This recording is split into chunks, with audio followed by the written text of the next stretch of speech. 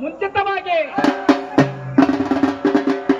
ಬೆಚ್ಚದ ಕಾಸನ್ನು ಅಗೆದ ಬೆಗೆದ ಕಟ್ಟಿದವನಾಗಿ ಎಡಮೀಸೆ ಬಲಮುರಿಯಾಗಿ ತಿದ್ದಿ ಬಲಮೀಸೆ ಮೆಡಮುರಿಯಾಗಿ ತಿದ್ದಿ ಅಂಗಾಲನ್ನೇ ಊರಿ ಮುಂಗಾಲನ್ನ ಕೆದರುತ್ತ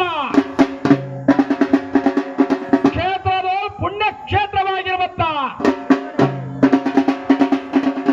ಪುಟ್ಟಣ್ಣ ಎಂಬ ಪುಣ್ಯ ಕ್ಷೇತ್ರದಲ್ಲಿ ವೀರಭದ್ರದೇವರು ಒಡೆದು ಮೂಡಿದವನಾಗಿ